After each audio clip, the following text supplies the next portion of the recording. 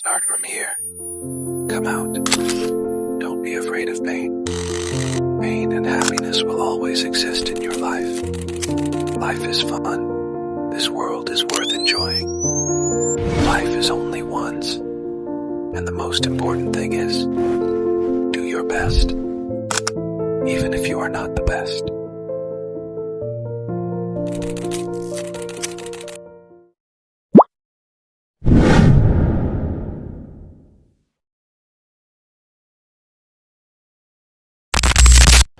Saya Ulfatus Nafisya dengan NIM 2410223, mahasiswa ahli jenjang keperawatan Universitas Dr. Subandi akan sharing mengenai manajemen laktasi untuk memenuhi tugas OSCE keperawatan maternitas. Pada sesi kali ini kita akan mengajarkan cara menyusu pada bayi baru lahir, dan edukasi ini sangat penting sekali untuk ibu hamil dan ibu menyusui. Dikarenakan ASI sendiri adalah nutrisi paling penting bagi bayi baru lahir, dan ASI merupakan makanan yang paling gampang dicerna oleh bayi baru lahir. Sebelum ke pasien, pastinya kita sudah membaca rekam medis pasien sehingga kita tahu kondisi pasien seperti apa, dan kita menyiapkan alat-alatnya. Kemudian diri kita sudah siap, alat sudah siap, kita sudah mengetahui kondisi pasien, saatnya kita datang ke pasien.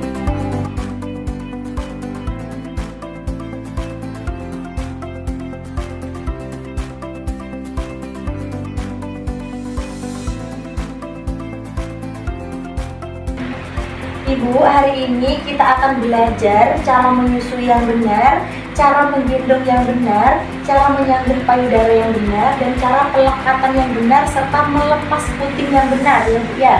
Jadi sebelum kita memulainya, kita membaca basmalah Bu. Setelah itu kita cuci tangan 6 langkah. Permisi.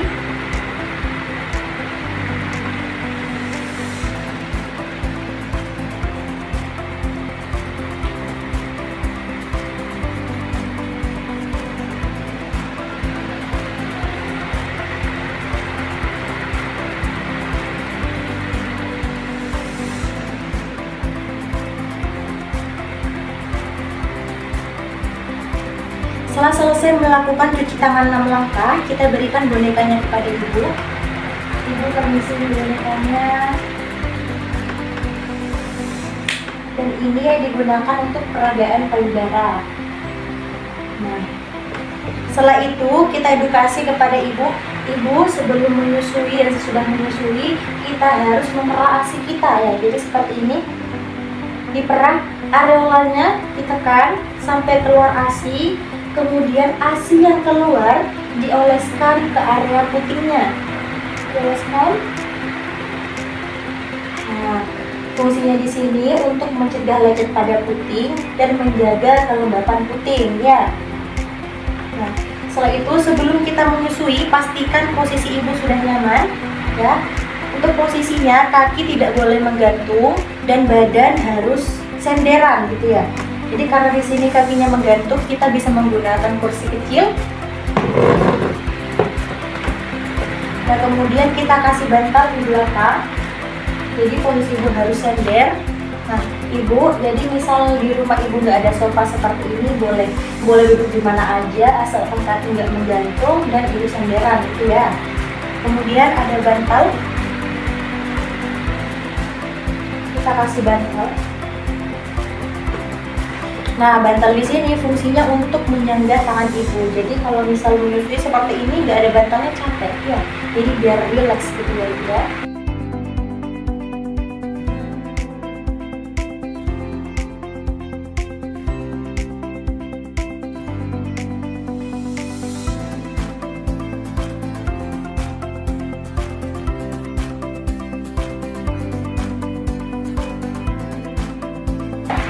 Selanjutnya cara menggendong yang benar. Nah, posisi sudah nyaman, kemudian kita cek cara menggendongnya. Cara menggendong yang benar dengan cara menggunakan satu lengan seperti ini, dan kepala bayi berada di lengkungan siku. Iya, di lengkungan siku. Kemudian tangan di sini berada di belakang bokong. Ya. Untuk bagian tangan yang belakang bayi di sini harus diarahkan ke belakang tubuh ibu. Nah, Fungsinya di sini agar tangan bayi tidak tertindik saat kita menyusui. Dan setelah itu kita cek posisi bayi. Untuk posisi bayi yang benar, telinga akan sejajar dengan bahu. Nah, jadi disejajarkan. Telinga sejajar dengan bahu. Nah, jadi telinganya ya Bu sejajar dengan bahunya. Otomatis kepala bayi di sini akan menghadap ke payudara ibu dan badannya akan menempel ke badan ibu. Selanjutnya setelah posisi sudah benar, kita cara menyanggah payudara yang benar. Ya, jadi cara menyanggah payudara yang benar di sini dari telunjuk berada di bawah dan ibu jari berada di atas areola. Seperti ini. Jadi menyanggahnya seperti ini. Letakkan di sini coba Bu. Iya, letakkan seperti ini. Jadi berada di atas, bukan di areola gitu ya. Di areola, kemudian kita rangsang mulut bayi untuk membuka. Rangsangnya, putingnya kita tempelkan ke mulut bayi sehingga bayi di sini akan membuka mulutnya secara lebar. Nah, setelah bayi membuka mulutnya secara lebar, kita langsung masukkan puting kita ke dalam. Otomatis bayi di sini akan menghisap. Nah, sebelum itu, Cek hidung bayi apakah tertutup payudara atau tidak. Jika tidak tertutup, maka tangan ibu tidak usah menyanggah payudara dan tangan ibu bisa rileks. kita harus cek hisapannya apakah sudah benar atau belum dengan cara areola ibu, bagian bawah areola ibu di sini harus masuk semuanya dan bagian areola yang atas di sini lebih banyak terlihat daripada areola yang bawah. Nah, jadi seperti ini.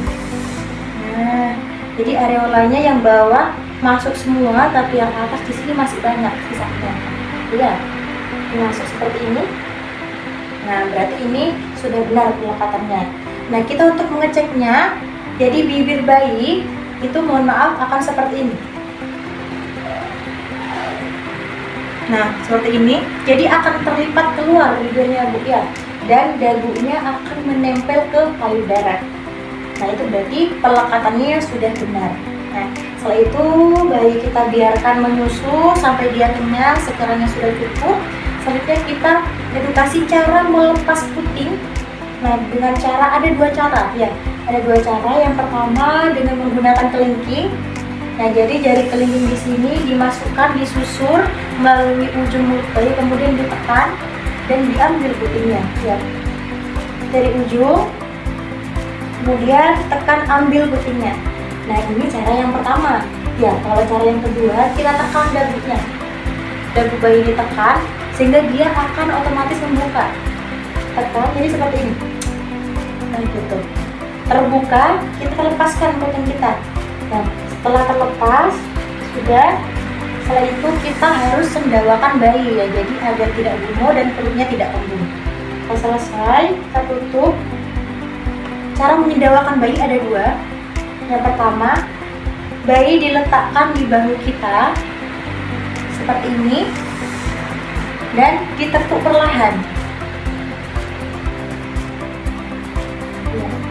Nah, ini adalah cara yang pertama.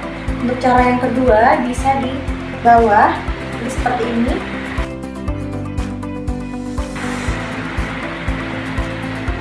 Nah, jadi tujuannya di sini agar bayi nggak cepat gumoh dan mencegah kembung pada bayi. Setelah selesai disendawakan, bayi sudah selesai. Ya, jadi ibu saat ibu menyusui bayi itu harus selang-seling ya Bu ya. Misal jam 8 nih, payudara yang kanan. Nah, otomatis ibu kan akan memompa nih payudara yang kiri. Nanti jam 10 bayi akan menyusui lagi. Jadi kita balik. Nah, jadi untuk mendapatkan fresh milk ya. Nah, gitu. Jadi harus ganti-gantian gitu ya Bu ya.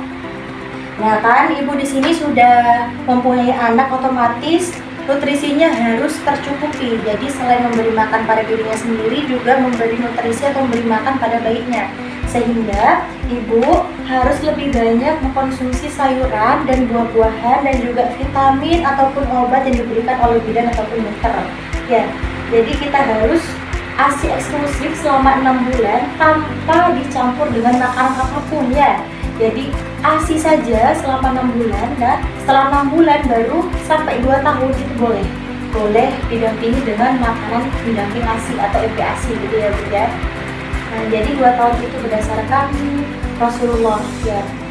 Kemudian nutrisinya juga harus cukupi, ASI eksklusif, dan jangan lupa Bu ya, jadi kalau kita itu sering menyusui bayi, karena sifatnya ASI itu on demand, jadi berdasarkan kebutuhan ya. Jadi kalau ibu sering menyusui bayinya, otomatis produksi ASI juga akan semakin meningkat. Tetapi kalau misal ibu nggak sering nih menyusui bayinya, otomatis ASI akan semakin berkurang gitu ya. Jadi sampai di sini ada yang mau ditanyakan? Nggak ada ya Bu ya.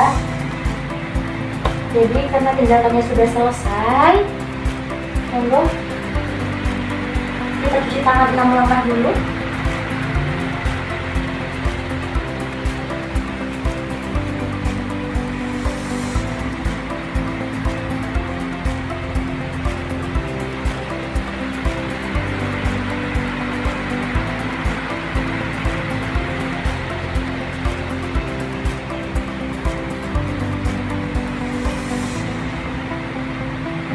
Terima kasih, tindakannya sudah selesai. Selanjutnya kita evaluasi perasaan ibu. Ibu, gimana perasaannya setelah saya ajarkan cara menyusui yang benar? Sudah lebih paham ya Bu ya?